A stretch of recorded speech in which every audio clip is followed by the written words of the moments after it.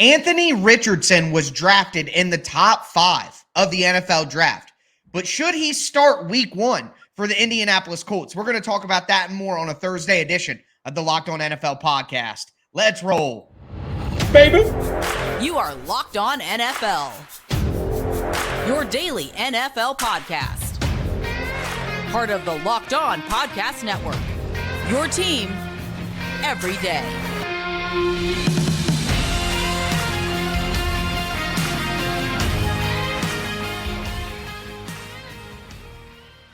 Welcome in to a Thursday edition of the Locked On NFL podcast. I am one of your hosts, Tyler Rowland, at Tic Tac Titans on Twitter from Locked On Titans, here with my other local expert, Alex Clancy from Locked On Cardinals at Clancy's Corner. We got a great Thursday show for you guys. We're going to talk about Anthony Richardson. Should he start week 1 for the Indianapolis Colts? Also, there are a lot of new faces and new places who will make the biggest impact on their new team. And because it's obvious who the best tight end in the NFL is, we are going to continue our series with who the second best tight end in the NFL is, because that's much more of an interesting question. But before we get into all that, I want to thank you guys for making the Locked On NFL podcast your first listen every day, Monday through Friday, NFL content all year round on all apps, always for free. Make sure you get subscribed, stay subscribed to the Locked On NFL podcast. Shout out to our everydayers out there. Tuning in Monday through Friday. You're going to get a great show tomorrow with Chris Carter and your boy Q on the Friday edition of Locked On NFL. So make sure, again, that you stick with us. It's your team every day here at the Locked On Podcast Network. But jumping right in here, Alex, Anthony Richardson was selected number 4 overall by the Indianapolis Colts. A ton of talent coming out of Florida, obviously 6'4", great size. Lit up the combine with just elite measurables, elite performance and all the drills. But he was expected to be a little bit of a project, only had 1 year of starting experience there in Florida, some mechanical issues that they'd like to clean up. But his backup is really what makes this an interesting question, or maybe not the backup after all. But Gardner Minshew is the other quarterback in Indianapolis. And Gardner Minshew is somewhat of a folk hero in the NFL community, and he's one of those guys who you think if you gave him a fair shot to be a starting quarterback, he might not do too bad. If you're the Indianapolis Colts and you're coming off a year where you got a top 5 draft pick and you got an impatient owner who wants to compete right away in Jim Irsay, you roll with Gardner Minshew and allow Anthony Richardson to develop slowly, or do you throw A-Rich out there right away and try to get the most out of your rookie quarterback from week 1? I don't give a rip what Jim Irsay thinks is right. I feel like at this point, whatever that is, isn't. And you know what? You give him the benefit of the doubt for Andrew Luck retiring overnight. Okay, that wasn't in the plans. He was supposed to still be the quarterback of this team. Peyton Manning Part 2, of course. The statute of limitations on ineptitude has far exceeded that. Okay. Yes. So to answer the question exactly, because I know that you're not, being in the AFC South, covering the Titans and things like that. Obviously, you're not a huge Colts fan for myriad reasons. But with this, Anthony Richardson was drafted for his ceiling, not for his floor. And I think that's very obvious, because what the Colts have done is they saw an opportunity to strike. They saw an opportunity for potential greatness where they could get a steal inside the top 5 that wasn't the number 1 overall pick. I think it's a no doubt about it Gardner Minshew situation, with Jonathan Taylor coming back healthy, with Michael Pittman Jr., with the defense that's better than they played last year. They can win 7 games with Gardner Minshew. He's never gotten a full chance. Like, once he plays poorly, they yank him. Wherever he is, yanked.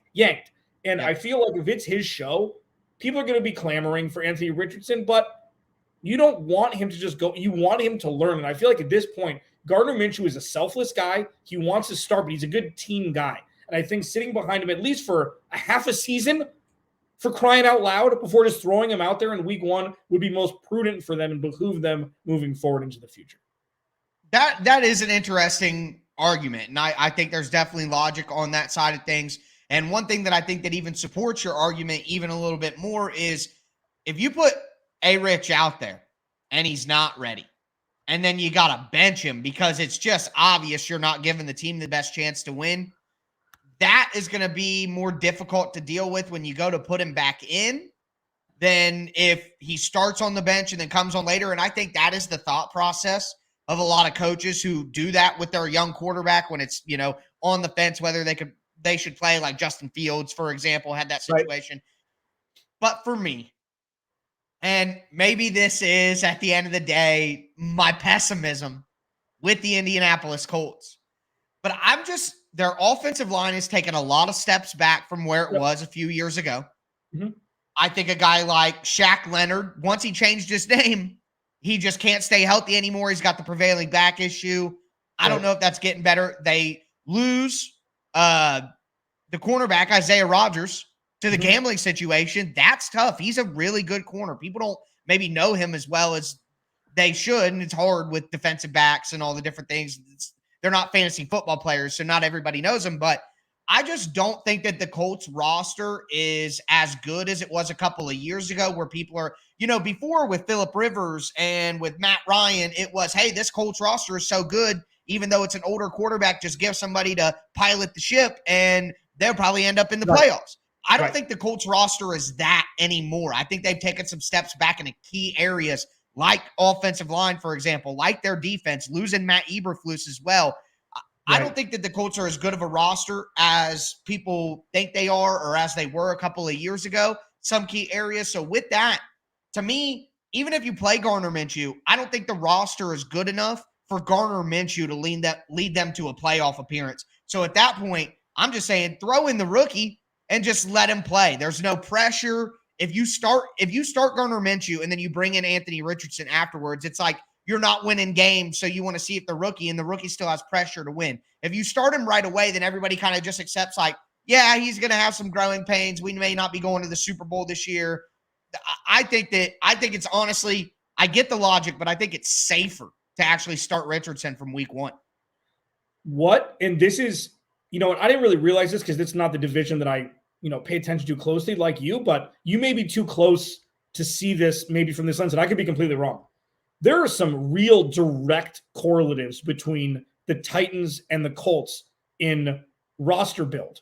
Because if you're looking at the Colts with Jonathan Taylor being the most important player on the team, Gardner Minshew gives them the best chance to win because it's going to be the Jonathan Taylor show, in my opinion. With that, if you want to throw in that towel and say, you know what, go get him, Zach Wilson, which because it's very well could be that, Jonathan Taylor's rendered obsolete because they know that they're going to run the ball. Gardner Minshew is throwing the ball for 400-plus yards in multiple games. He at least is a capable thrower. Now, having said that, Anthony Richardson could come in and be like Jalen Hurts. Nobody knew Jalen Hurts was going to be that good that fast. Nobody did.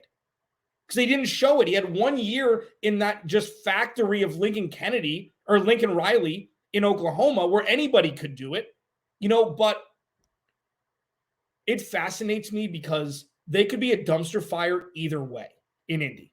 And I feel like maintaining a level of rational thought with Jonathan Taylor there for only 2 more years before you have to pay him, you want to kind of hedge your bet with a guy that knows how to play football at the NFL level, at least in some capacity. And that's kind of where, like with the Titans, the same with Derrick Henry. Right when Marcus Mariota started going downhill, Tannehill, immediately. And they brought in Gardner Minshew to be the Tannehill light, I guess, now, and they just drafted the Mariota. So it's a little bit backwards, but kind of the same scenario.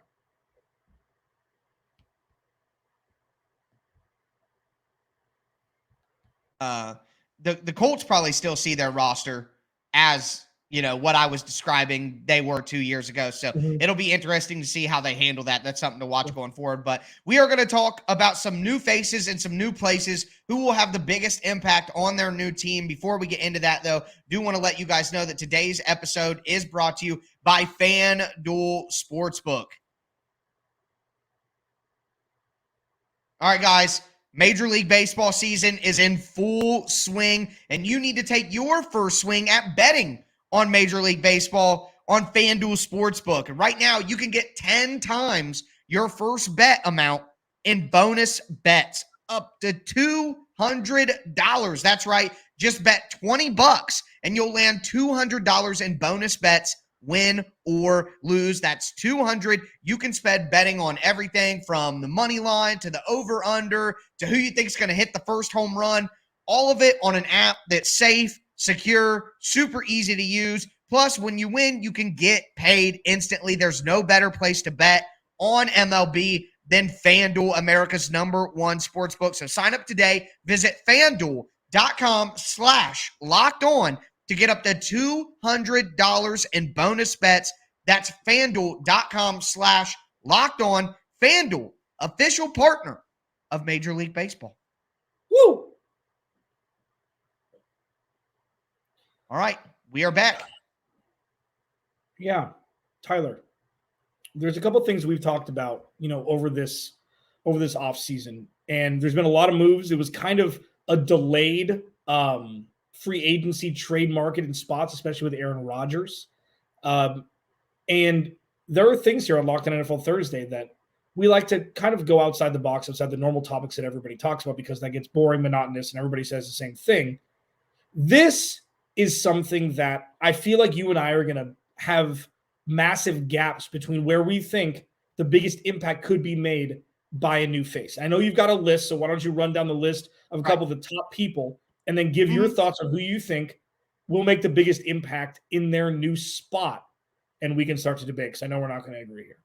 Right. Hey, if you have ones that I don't have on my list, I just did a quick little list. You know me, it's a running joke on the show. I love to have a list and have my notes and everything like that. But for me, 4 names stuck out. Orlando Brown, now with the Bengals. Aaron Rodgers, now with the Jets. DJ Moore, now with the Bears. And Jalen Ramsey, now with the Dolphins. 4 big names that changed. New faces and new places, as the media likes to say. So I guess out of that, for me, it's Orlando Brown.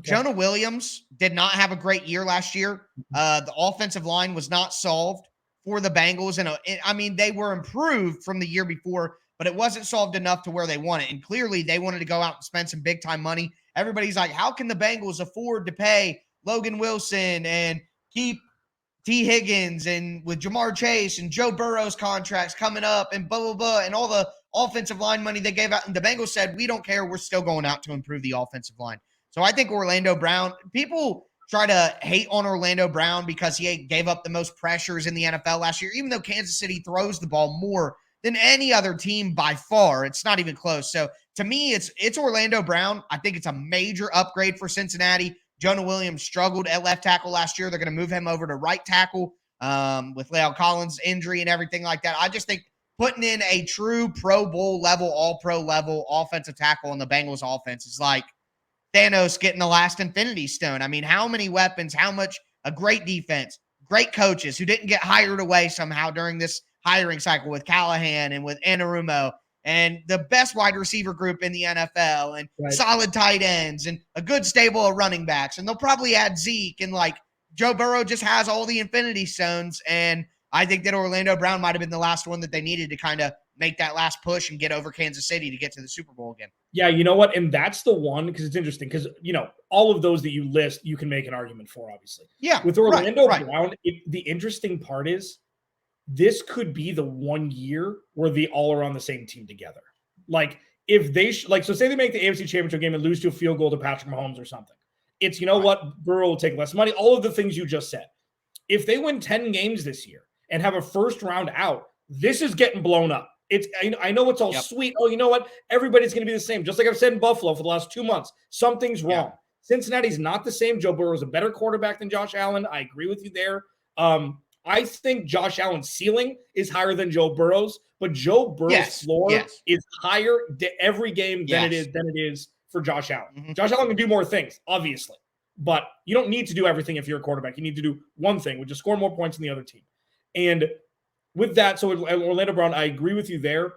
I have 2 honorable mentions that are smaller names that can make immediate impact to the teams who desperately need them. But my big one, who will make the biggest impact on the team, is DJ Moore. And the reason why I could have said Jalen Ramsey, but Jalen Ramsey, we don't know if he's good anymore. Okay. Miami's defense, Xavier Howard, we have no idea. Okay. We know DJ Moore, you and I do, at least on this podcast, maybe the most underrated receiver in football, and has been for the last couple seasons. Anybody that does daily fantasy on FanDuel or does fantasy football with their friends, the guy that has DJ Moore wins more games than he should, because DJ Moore is an absolute machine. And if you have a guy with the arm strength like Justin Fields and can really come into his next year a little bit more poised and polished, him and DJ Moore, Chase Claypool, like DJ Moore could be a wide receiver 1 Pro Bowler. And I think that he will get his flowers this year finally, because the NFC North gets so much more pub than the NFC South that he's played in forever. Now, 2 honorable mentions. One is Paris Campbell, formerly from Indianapolis, finally got some run last year and was a fantasy football darling for 5 or 6 weeks last year. 9 catches, 10 catches. He's a quick twitch guy. He can run the routes. He can play inside. He can run outside routes with the Giants, who need help on the outside. And they need a playmaker. He's going to be good there. But my biggest honorable mention, if he can stay healthy, is Rashad Penny in Philly.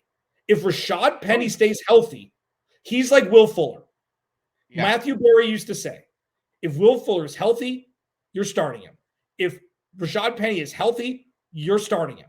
And I think that he can make a massive impact if he can stay healthy in Philly. Yeah, that makes sense. I was thinking another guy who you made me think of when you said if he can stay healthy, Odell Beckham.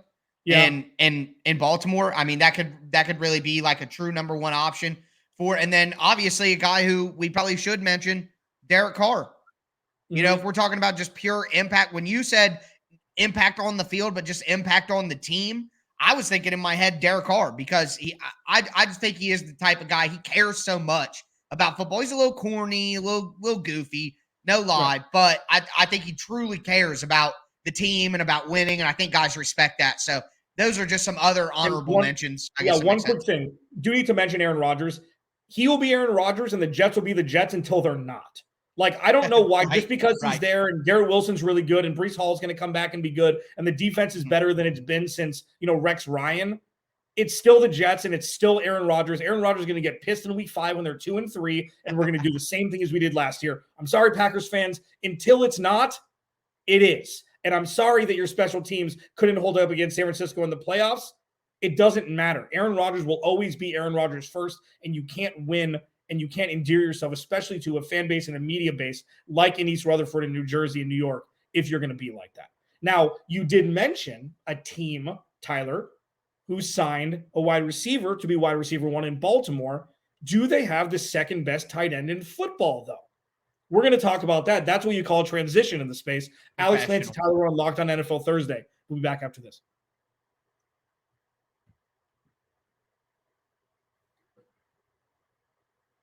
So continuing our series, I guess it's not a mini series anymore. It's getting pretty serious. This is the third week. We're doing the best player at given positions. And this week, it's going to be tight end. And we're going to do it a little bit differently. This was Tyler's idea, my esteemed colleague.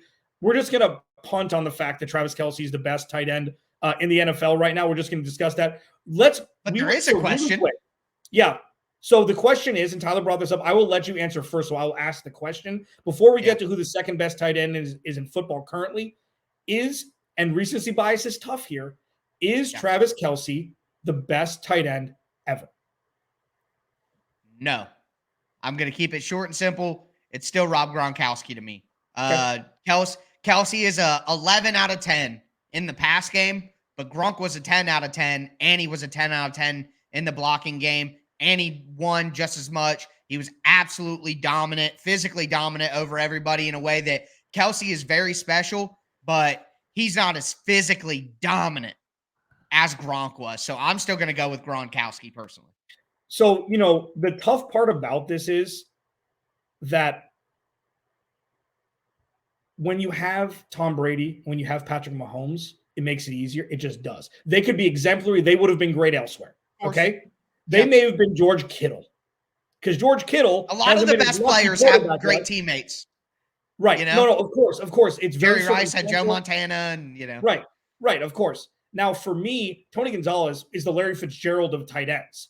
He had a myriad of bad quarterbacks throwing him the ball and good quarterbacks, Matt Ryan, and guys like there were good ones when he was good in Kansas City. But when you have maybe going down as the 2 best quarterbacks of all time, I'm not saying now, you Montana slurpers, I'm not saying now. He's already been to one less. Just stop it. He's already been to one less Super Bowl than Joe Montana did his entire career in 6 or 7 years with Patrick Mahomes. I will say no as well. I think it's Gronk, and I think Antonio Gates should get honorable mention, even though he played for the Chargers, so it's not really, the media darling. What he did for those handful of years in San Diego was incredibly masterful. with those teams that always lost to the Patriots or otherwise. Now, going into 2023, going into this season, it's a pretty short list for best tight end in football. Travis Kelce's one. I think it's pretty obvious. Who would be your second best tight end in football, Tyler Rowland? You know, I had an answer, and I changed it. I got to go with George Kittle. I mean, he just gives you so much. Mark Andrews is a big-bodied guy, but he's just not the fearsome blocker that Kittle is. When both guys play their best football, Kittle is a better player. And I feel bad because I really was going to say Mark Andrews. I know he had a down year last year, only like 800 to 900 yards last year, but Lamar was gone a lot last year too. So I'm not going to hold that against Mark Andrews. I think it's really close. I feel bad, but I just think on their best day, their best of the best, Kittle is better. So I'm going to go with Kittle. But I mean, Kyle Pitts, Darren Waller, Dallas Goedert. I mean, even maybe, no, I'm not putting Dalton Schultz in there. He's not that. But, you know, I think those guys all have an argument, but I would go with George Kittle slightly over Mark Andrews. And then there's another tier below those three. Right. Yeah. And, you know, all of the second or third tier guys have shown the flashes. The Dalton Schultz, Dawson Knox, TJ Hawkinson had some good games last year. Yep. But for me, Chris Rock, a man is only as faithful as his options. Mark Andrews is the first, second, and third option for Lamar Jackson. So he's been great. He's 25. He's 26 now. He was the only one who was getting thrown the ball 2 years ago, and defenses still couldn't stop him. So you give him credit for that. And George Kittle is on a Madden on Easy all-star team, and he will run through anything that's in front of him or block anything that's coming at him. He is the best all-around tight end that we've seen since Gronk, regardless of numbers, regardless of anything. Right. He does it on both sides. He's the Michael Jordan of whatever tight ends. That's a bad example, but he does both on both sides. Charles of the ball. Barkley of tight ends. Yeah, I mean, he's a guy that does everything. He's an all-around player, and when healthy, he is absolutely special. He's another guy in space like Gronk, who's just effortless. You know, Travis Kelce's kind of clunky. He uses his angles because he's not the fastest guy. He runs around people. He's crafty and smart. Right. You know what I mean? Body slammed by Derwin James when he does it. You know, like there are things that happen. But, you know, and Kelce, he was a Derrick Henry late bloomer. Like he wasn't great right away. And then he had Patrick Mahomes and he got in his swing. But I think we agree with that. And so you'd say Gronk is no doubt about it the best tight end of all time. For me, without question. I mean, is it close? I mean, Kelce's getting closer. To me, I have this conversation in basketball more often, but when everyone is individually great, what separates those players? When they're all individually have done great things, stats, awards, accomplishments, what separates them is winning them. That goes to the next level. The people who do all the great stuff individually and win. So to me, Kelce is absolutely close with Gronk, but I'm still going with Gronk because at some point it's like if they both have winning and they both have individual, who did I think was more of just an absolute pure specimen? You know, who is just more physically intimidating? And to me, it's Gronk. But I want to throw this in here. Just a little home cooking to send us out on a Thursday. On the tight end group, there is a tight end in Nashville named Chigoziem Okonkwo. We just call him Chig Okonkwo, baby. And last year as a rookie, number 1 in the NFL in yards per route run amongst tight ends. Number 1 in yards after the catch per reception among tight ends. Number 4 in receiving grade against single coverage per Pro Football Focus. Shout out to Marcus Mosher, Locked On Cowboys host, who posted these stats. It wasn't me. It was Marcus, a Cowboys host, who works for PFF as well. Pumping up this guy. All right, and Chig Okonkwo, 3 catches of 40 yards or more. Best amongst all tight ends. The 6th highest graded tight end overall among per Pro Football Focus. Led NFL rookie tight ends in catches and yards. I'm just saying, a lot of these stats and a lot of the tape reminds me of a former Titans tight end, Delanie Walker. He ran the fastest 40-yard dash of his entire rookie class as a tight end. The Titans had the worst offense in the NFL last year. Well, the Broncos exist, so the second worst offense.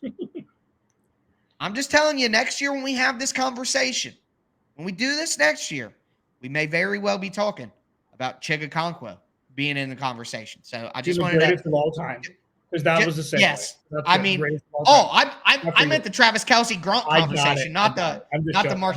Oh, okay. Well, the thing is, and that's an interesting thing you bring up, and that's fine. I mean, I'm sure the depth of route run was probably 23rd in the NFL or 26th. A lot of 3-yard outs, a lot of tight end screens with the quarterback play. He did a lot of the work himself. Yes, he did a lot of the work. That's the yards after catch. Yeah, he did a lot of it himself. Now, the interesting part, so we talk about quarterbacks a lot. We never talk about it with wide receivers because there's so many. Is there going to be a lull in tight end play? George Kittle's not getting any younger. Travis Kelce's not getting any younger. But unlike running backs, they're getting paid closer to the wide receiver money than running back money now. And you don't have to be a blocker. Jimmy Graham would thrive in his second or third year. This is the day and age of a wide receiver playing tight end because you can pay him tight end money still. Mm-hmm. Are we going to see a gap? Like Dallas Goedert's younger. Zach Ertz is getting older. Okay, Jimmy Graham's old. All of the top guys from before are starting to get. Travis Kelce's 100. Like Travis Kelce, what is he? 36. He's an old guy. Like getting up there in that middle round. Like, is Hayden Hurst going to lead the pack? Is Austin are these guys that are kind of in the middle somewhere? Is TJ Hawkinson going to emerge as the best tight end in the NFL at some point? Or are these just drafted rookies like Kyle Pitts, who's just so good that he's just going to take over? Like, this is a transitionary time in the next couple seasons. What is going to happen to the tight end position? And I'm fascinated by it because it's never been more offensive than it is now. That's a conversation for another day because that is interesting. You just stumble upon these things. That's why we give Alex a mystery segment most of the time. But that's going to do it for us today on a Thursday edition of the Locked On NFL podcast. Again, tomorrow, Friday, you get your boy Q, who's not my boy recently, throwing shots, all jokes aside.